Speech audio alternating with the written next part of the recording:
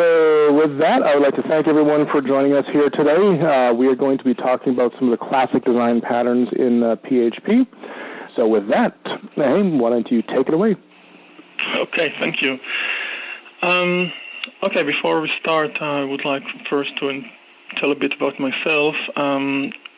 If you take a look at the screen, you will find my blog on the left, the link, as well as a link to another website I work on during the last 4 years, a website where you can find lots of additional resources. Everything is for free, both including PHP and other topics, and I will be very glad if you take a look and enjoy and use that stuff. Everything is continuously updated.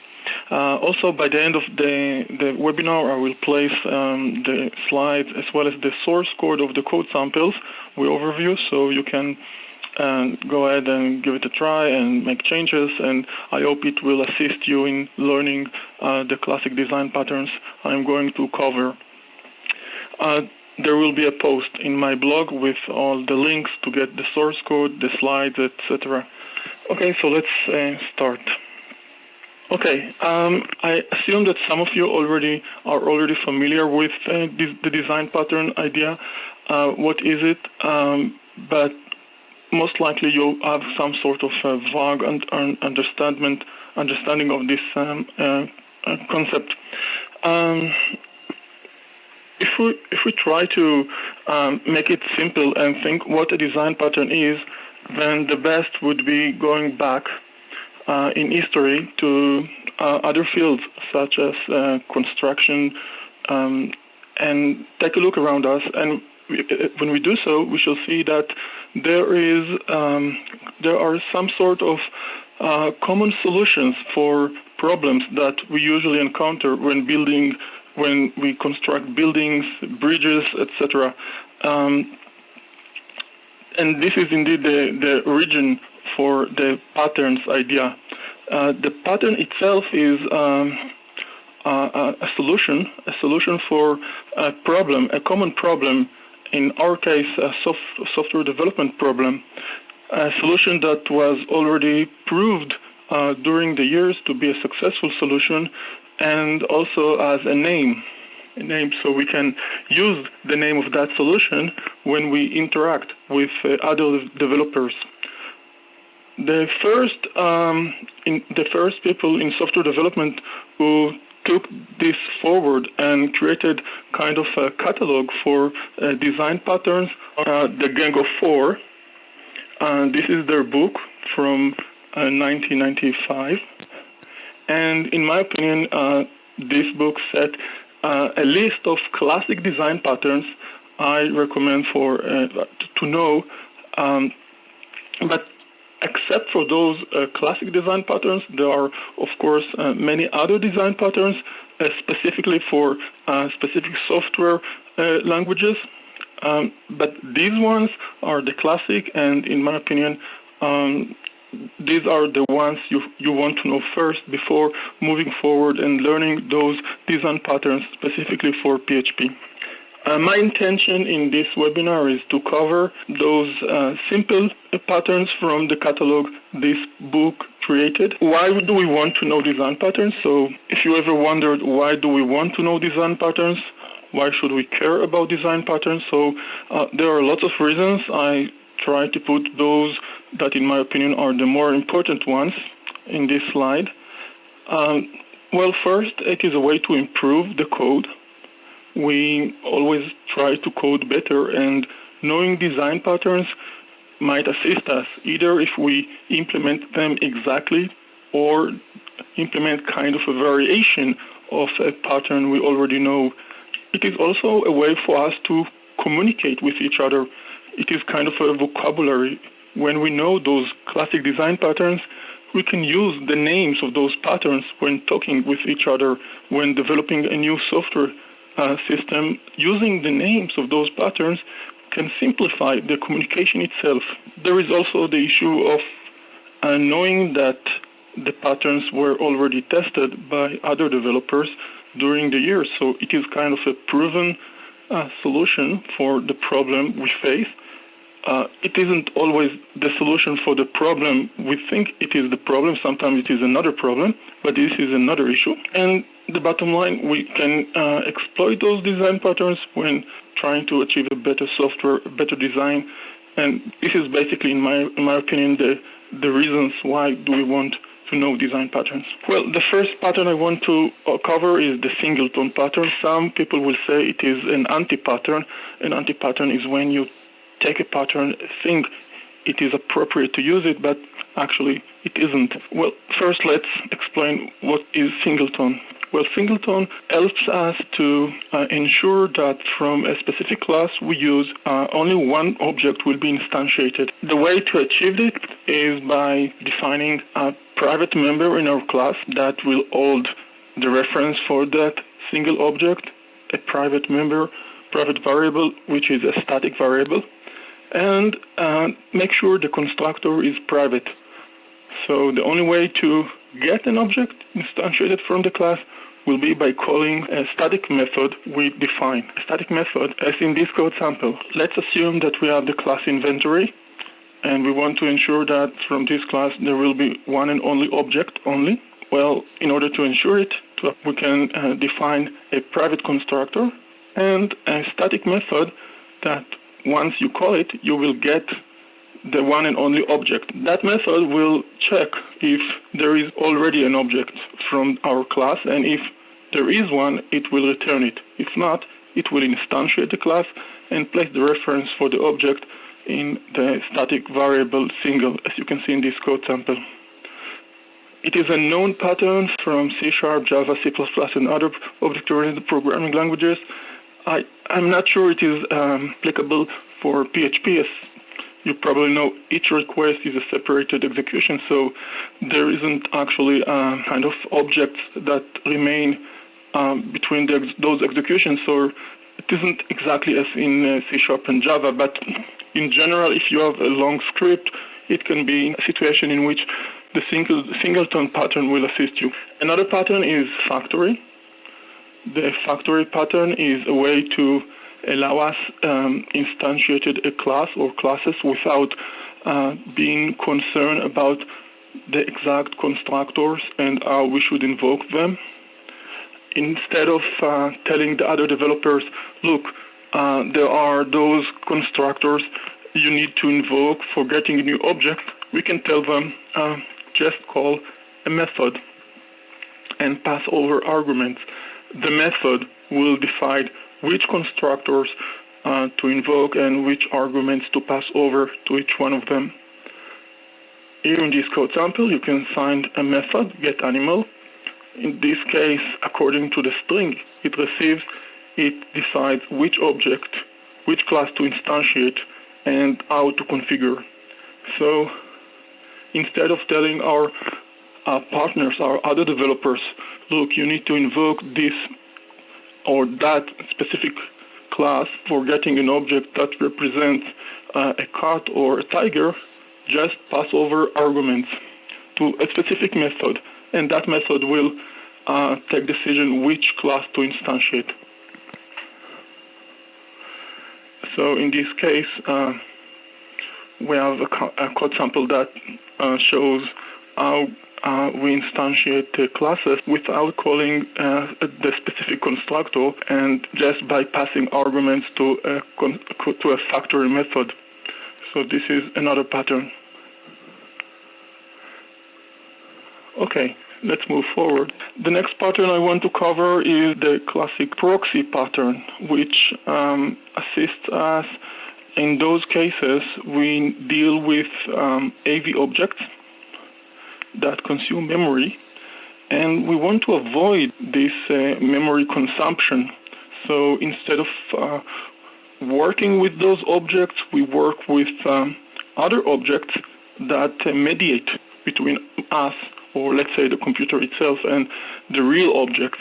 Let's take a look, for example, in a case in which we need to work with objects that represent video clips.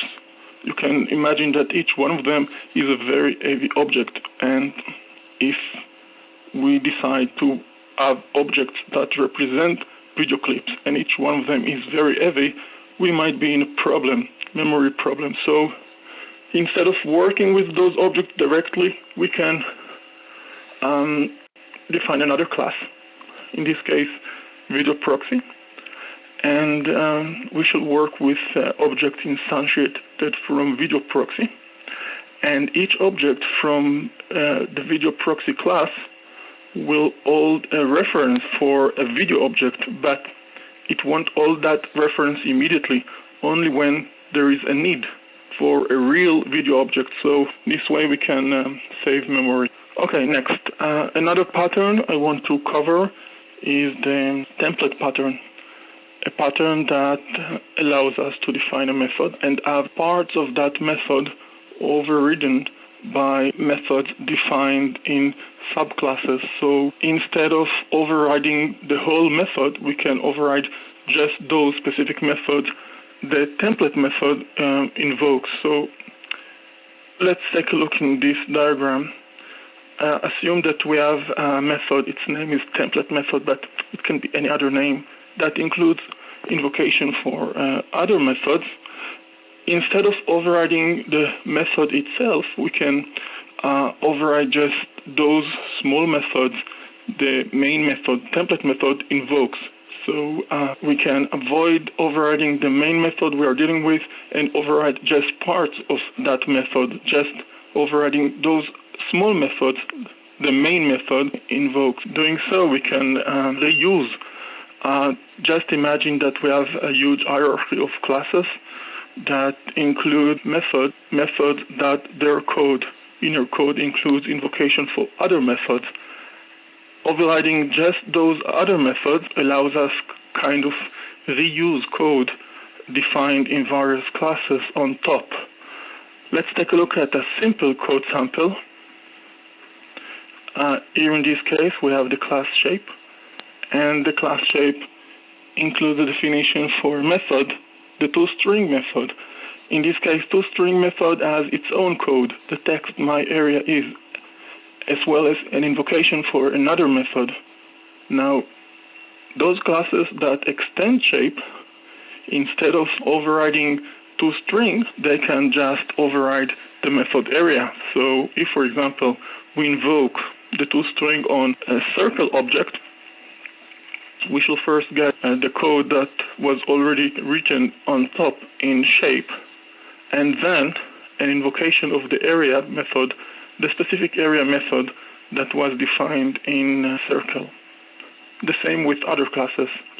This is a simple code, but you can imagine something bigger, a huge hierarchy of classes that includes, in some of them, methods that inside their code there are invocation of other smaller methods.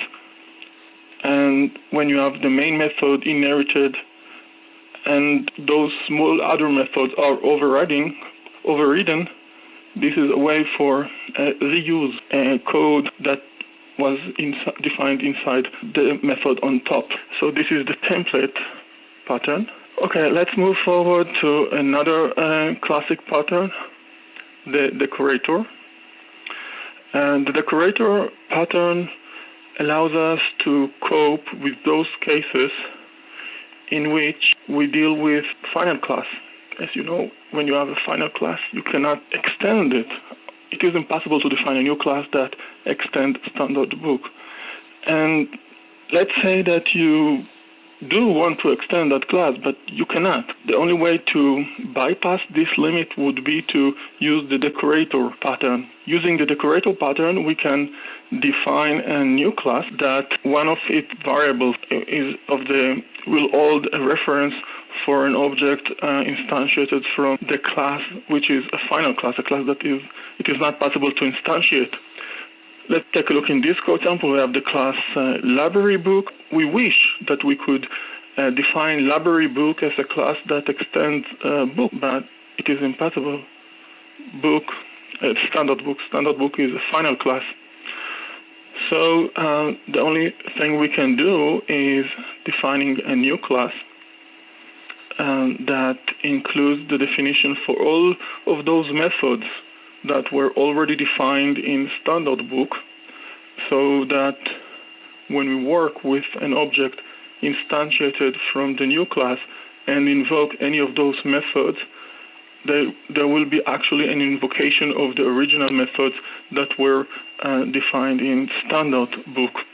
So this way we can work with objects instantiated from a class. Its name is library book, and imagine that library book extends standard book, while actually it isn't the case. And each object instantiated from library book simply holds a reference for an object instantiated from the standard book and delegates the calls. So having that, we can define within library book additional methods. And doing so, we actually bypass the limit we had.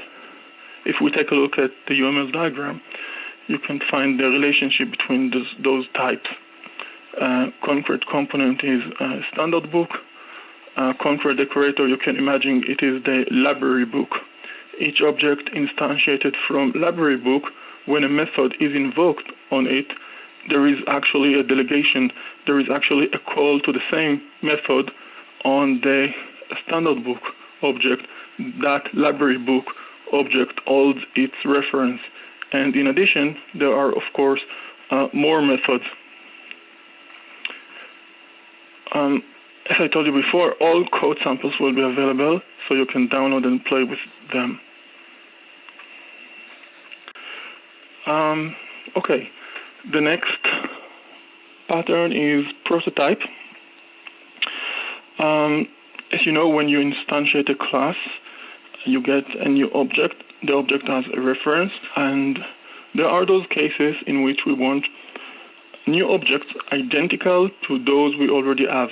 Identical for a reason. For example, you get an object that is actually mapped to a specific row in a table, and now you want to have a copy of that object because you want to play with it, make changes, but you don't want to introduce changes into the database. In this case, you want to work on a copy of the original object, a real copy. So in this case, for example, we can decide that we implement prototype. We can decide that there is a method that when we call that method on our object, we get a new object identical to the original one. This way, it will be possible to work with objects and get identical new ones when required. So we can continue working on copies instead of the original ones.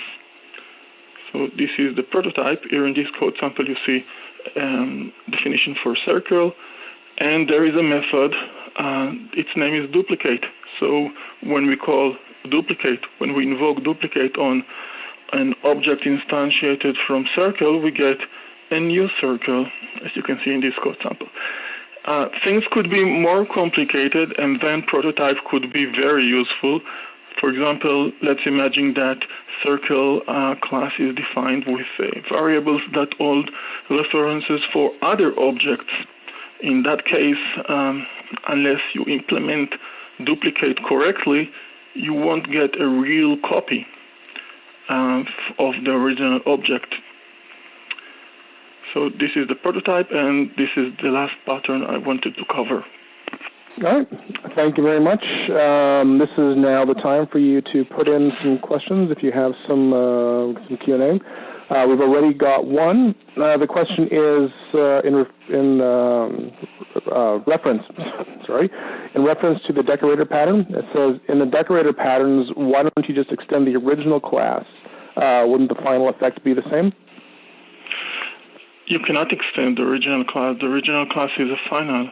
When you have a class that you cannot extend, but you still want to add new methods, you still want to use the code of that other class, then in those cases you can use the decorator. I think sometimes too, what that ends up doing is it also ends up putting design elements into your functional classes. If you were to just simply put everything into the same class as well, is that kind of an Sorry, I missed you. That sometimes, if you're just simply to extend the class, then what you end up doing sometimes is mixing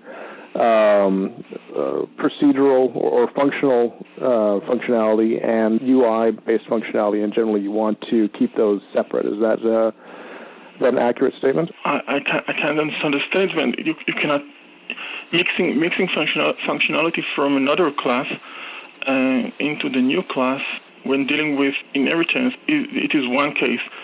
Using decorator, you can still achieve that. That was the statement? Right. So in other words, it still allows for a separation of concerns between your functional classes and your UI-based classes, I guess is what I was saying.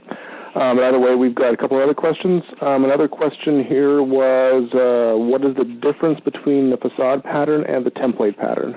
Those are two different patterns. The facade patterns is for those cases in which you deal with huge complexity, maybe unknown code. For example, it is very common in a company when a programmer is given a work on code that was developed by someone else. He doesn't understand the code. So in order to simplify the work, you can define one class with methods that from now on you will use, instead of going to those classes that were already defined by someone else.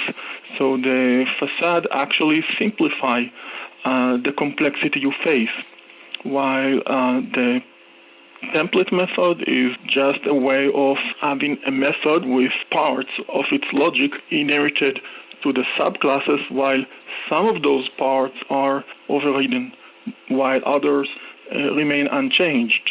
All right, we've got a question here on singletons, and since singletons seem to be a topic that often comes up, would you recommend the singleton pattern for a database connection? Well, first, specifically regarding the singleton, many will say that singleton is anti-pattern in the case of PHP because of the unique way PHP applications work. It's not like in C#, C++, and Java where you have memory with objects between those executions. So in general, singleton is less relevant in the case of PHP. Yet when we code, we do want to have nice and clean program. It will simplify our work in the long run. So you can, in that case, go for, let's say, the data component, data access object, or in .NET they call it the data component pattern, and implement a singleton. But you should be careful. Never think about permanent solutions. Each case should be inspected separately. I mean, I always say, when you hear something, a recommendation, put the word depends together, because it always depends what you do. Here's another question. What's the better solution for a singleton, using a private or protected construct or a public construct with the exception throwing, which will explain why exactly you didn't need to instantiate it? The second option is a private constructor. It is the option I showed in my slides. What was the first? Well, it was either private or protected. It was basically, which is better, to use a private or protected constructor or have a public constructor that will throw an exception? Me personally, I don't like the exceptions handling mechanism when you don't really need it. Or let's put it in other words, the exceptions handling mechanism consumes resources. You should avoid it if you can. If there is a reason for using that mechanism, okay, go for it and use it. So in the case of singleton, I will say avoid the exceptions mechanism. It costs. It has a cost. It consumes memory. So if we can manage without, let's manage without it.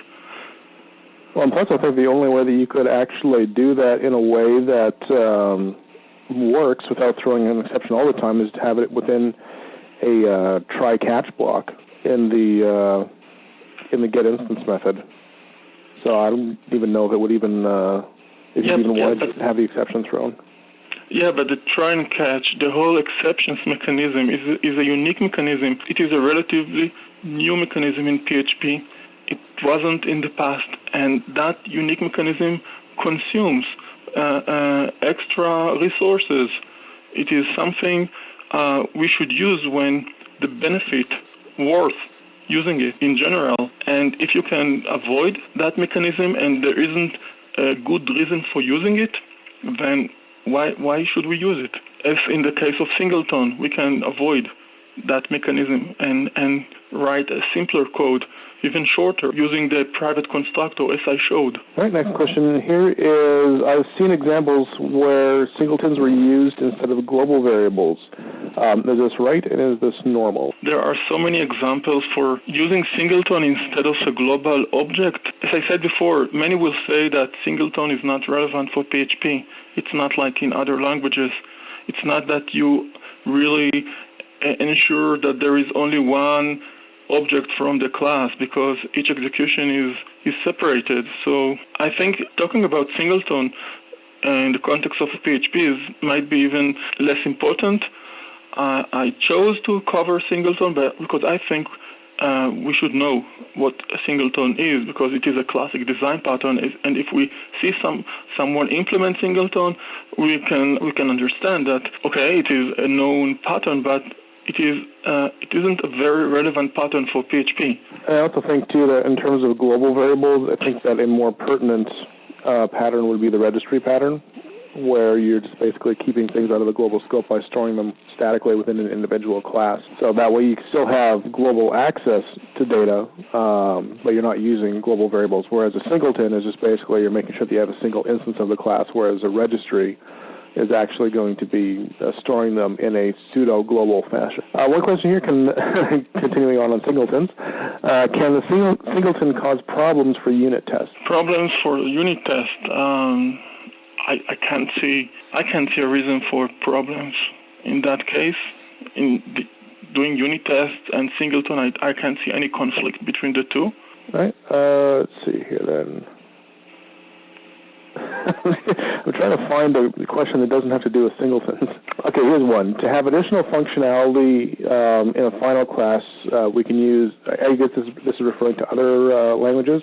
If you want to have additional functionality in a final class, you can use the aggregation pattern. Is the aggregation pattern something that's possible from within PHP?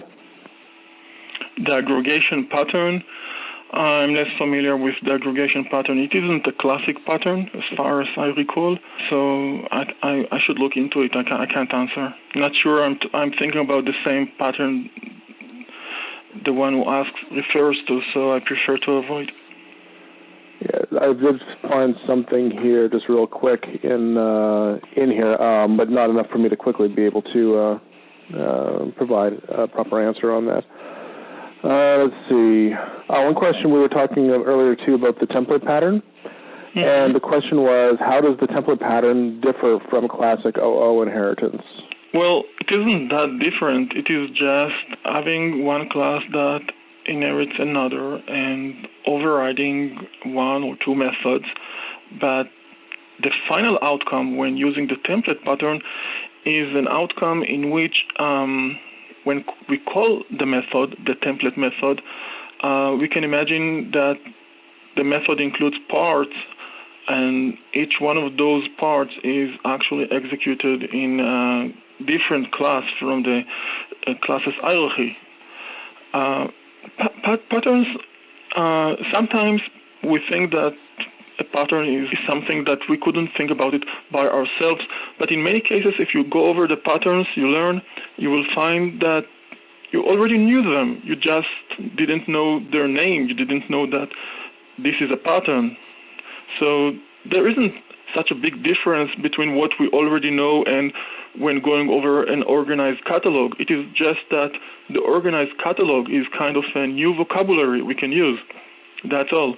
I have a quick question here that I'll just quickly answer. The question is, so basically if it's a private constructor, that means it's a singleton.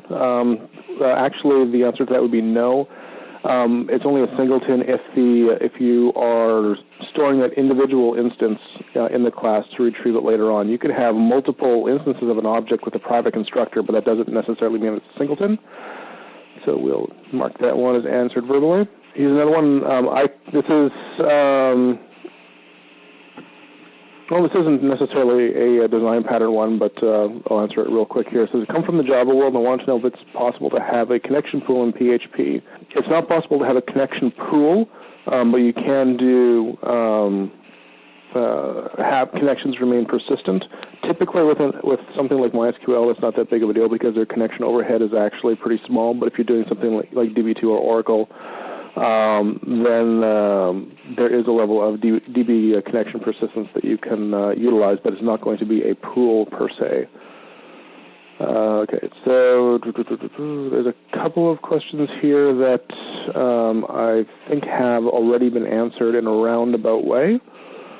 Does anybody else have any additional questions? Okay, actually we have another question here. This will be the very last question. The question here is, can you describe the difference between the proxy pattern and the factory? Can you use a factory with the proxy? Those are two different scenarios. Thinking about the proxy, I think the best scenario is to think about objects that represent video, objects which are very heavy objects, and factory is totally something else. It is a way for instantiating classes without knowing which constructor, which class should be instantiated, and how exactly the object is configured. We kind of